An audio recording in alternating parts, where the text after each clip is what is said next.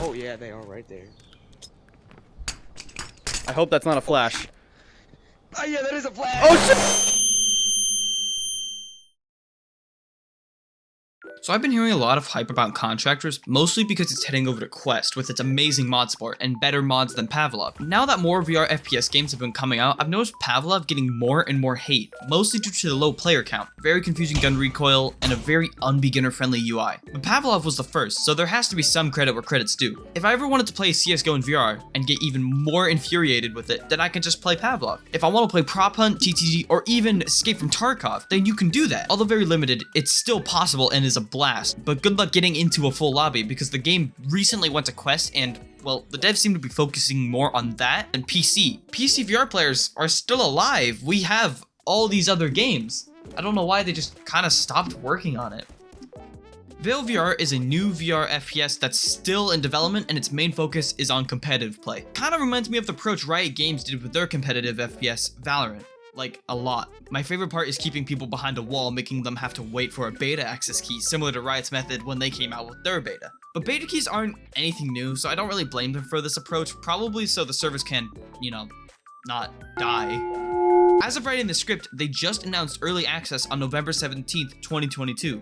Luckily, I was able to get a beta key, and what's the game like?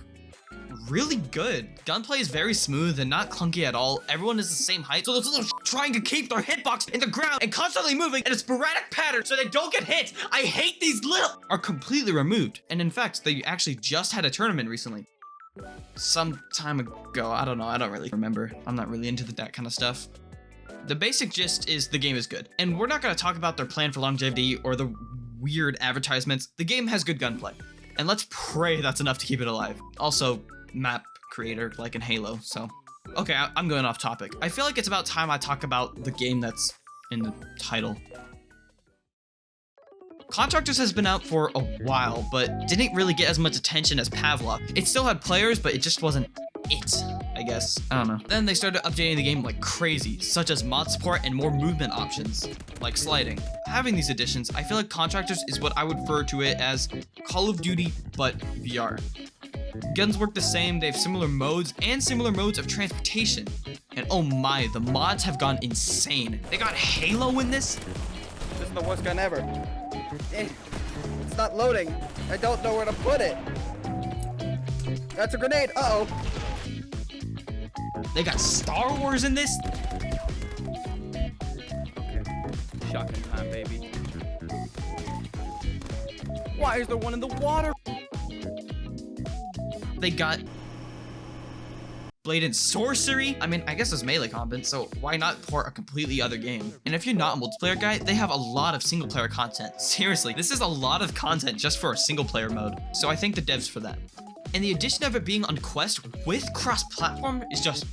I've never understood why games had to be console exclusives. This isn't the console war. We're better than that. And when they're on both platforms and have multiplayer, they sometimes still don't have crossplay for some reason. Yeah, you could make the argument that it's just because Quest is weaker. Weak. And can't run as much, which is fair, but Contractors did it, so it means I'm right and you're wrong. The gunplay is fine. The recoil is better than Pavlov's and does take some time getting used to. The addition of some items costing you, so you can't have a broken kit with insanely powerful guns, is a nice addition. The guns are a bit snappy, which I personally don't like. The recoil kind of pushes your camera back for some reason, which I kind of find it weird, but it's not that big of a deal. The only negatives I had found is that in some maps, there's just invisible barriers in places that don't make sense. Yeah, you gotta walk down the stairs. But it could just be because they wanted a slightly slower experience, but then why add sliding? I don't find many negatives to this game, and there isn't much depth, but I believe that this game could just be a major role with VR and FPS. With said mod support and cross-platform capabilities, I feel like a lot of VR devs are beginning to realize that modders are the key to keeping a game alive. I'm excited to see this game grow and its future. That's it for now. Bye.